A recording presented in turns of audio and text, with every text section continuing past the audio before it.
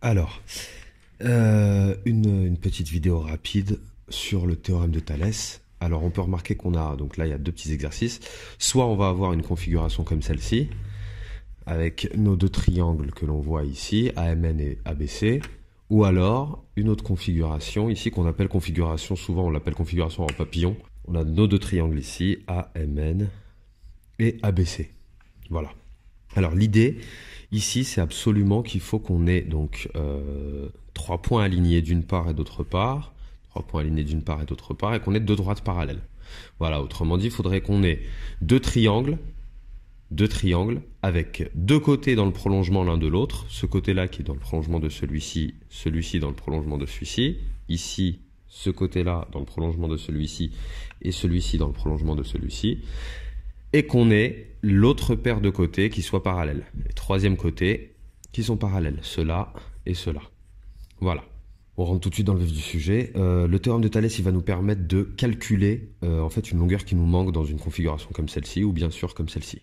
Alors on commence tout de suite par la rédaction. Il faut d'abord qu'on parle de deux droites séquentes. Alors les droites séquentes, c'est AB et AC, ou bien AM et AN, mais le mieux, ce serait qu'on parle de MN et de NC. D'accord? Et on fera intervenir le point A en disant qu'elles sont séquentes en A. Donc, M, B et NC sont séquentes en A. Voilà. Ensuite, il faut qu'on parle des deux droites parallèles. Et MN est parallèle ABC. Voilà. Ça, c'est ce qu'on appelle les hypothèses. C'est ce qui va nous permettre donc d'appliquer notre théorème de Thalès. On met hors d'après le théorème de Thalès. Et on enchaîne donc avec les égalités. Ça va être la base pour pouvoir faire les calculs. Alors les égalités de Thalès, ça va être quoi? Ce que je conseille de faire, c'est qu'on part de notre sommet commun ici et qu'on fasse petit côté du triangle AMN sur le grand côté du triangle ABC. Le grand côté correspondant bien sûr. Donc MN qui va avec AB, AN va avec AC et MN va aller avec BC. Donc on fait soit petit sur grand, soit grand sur petit. On peut écrire soit AM sur AB est égal à AN sur AC est égal à MN sur BC. Ou bien on pourrait écrire AB sur AM est égal à AC sur AN qui est égal à BC sur MN. Il faudrait à chaque fois garder le même ordre. On va se garder ça. Et là, ce que je conseille tout de suite, donc ce qu'on vous conseille, c'est de entourer ce que vous avez et ce que vous n'avez pas. Donc là, MN, c'est ce qu'on cherche. On a un petit X ici, on comprend que c'est ce qu'on cherche. Point d'interrogation. BC, on l'a ou pas? On l'a BC, c'est bien. Qu'est-ce qu'on a d'autre? AN, on ne l'a pas, et on le cherche pas, donc de toute façon, on s'en moque. Pareil pour AC, on ne l'a pas, on le cherche pas, donc il n'interviendra pas dans l'égalité qu'on va utiliser. Mais ici, AM, on l'a ou pas? En fait, on ne l'a pas directement. On a AB, c'est OK pour AB, AB il vaut bien 25, mais il faut pas se faire piéger là. AM, en fait, on l'a, et on n'utilisera certainement pas MB. On ne l'utilisera pas directement en fait, donc il faut absolument pas penser à MB ou à NC. On vient juste prendre la longueur AM. La longueur AM, qu'est-ce qu'elle vaut? Elle vaut 25 moins 20. Donc on l'a quand même. Voilà, 25 moins 20.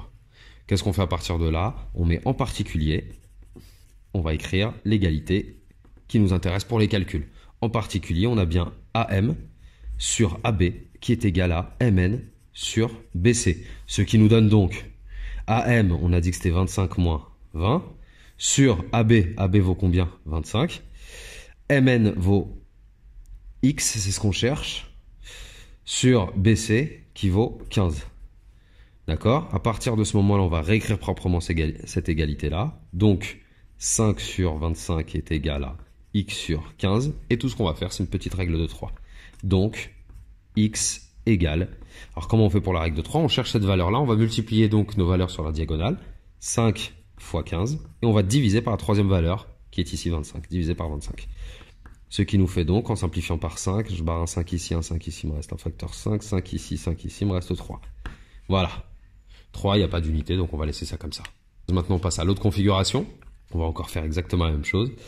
Ici, on a bien donc BM et MC et NC, pardon, qui sont séquentes en A. Donc on réécrirait exactement la même chose ici. On va pas le, j'ai pas trop le temps, donc on va pas le réécrire. Et on parle bien des droites qui sont parallèles. Voilà, donc tout ce bloc-là, on le remet ici. Or, d'après le théorème de Thalès, de la même manière.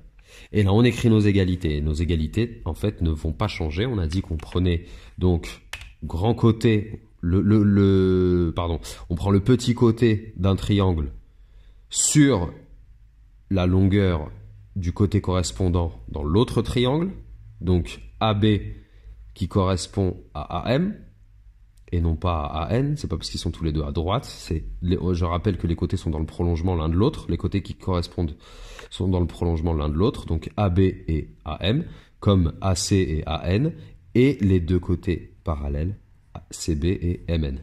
Je garde le même ordre, c'est-à-dire petit sur grand, je pourrais faire grand sur petit, mais on va garder petit sur grand, donc AB sur AM est égal à AC, côté de ce triangle-là, donc sur un côté de ce triangle-là correspondant à N, qui est égal à le troisième côté de ce triangle-là, c'est BC, sur MN. Voilà, à partir de là, on peut mettre en particulier l'égalité qui nous intéresse. Et pour connaître l'égalité qui nous intéresse, eh bien tout simplement, on va entourer ce qu'on cherche et ce qu'on a. On va marquer ce qu'on cherche et ce qu'on a. AN, on le cherche. Petit point d'interrogation.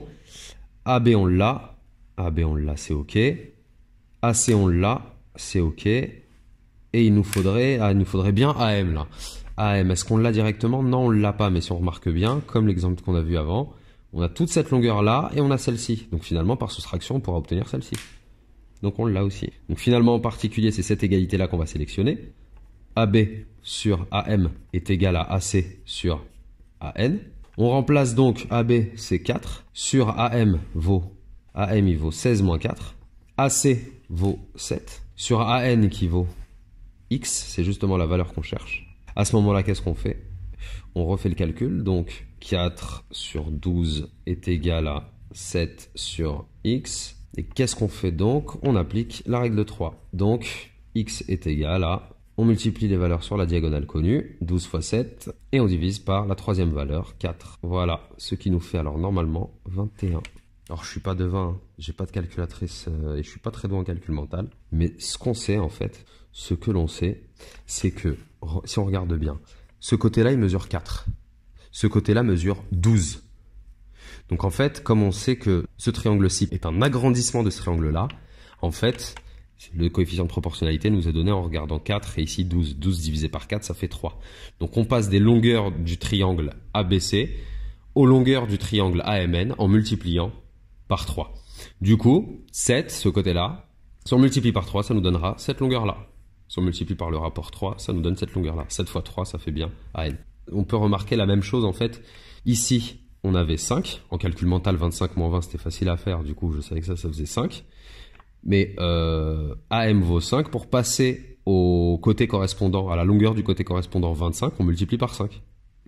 Donc en fait, pour avoir la longueur AC à partir de celle de AN, on multiplierait aussi par 5. Et pour avoir la longueur BC à partir de MN, on multiplie aussi par 5. Mais pour revenir en arrière, on divise par 5. Du coup, 15 divisé par 5, ça me faisait bien 3 ici. Voilà. On n'oublie pas, hein, c'est X, c'est quoi en fait? C'est MN, donc on met bien MN est égal à 3. Et ici, on mettait bien, donc X c'était AN, on met bien AN est égal à, on avait trouvé 21. Voilà. S'il n'y a pas d'unité, on met pas d'unité, hein, mais si les unités étaient en centimètres, on mettrait centimètres, si elles étaient en mètres, on mettrait en mètres, etc. Voilà.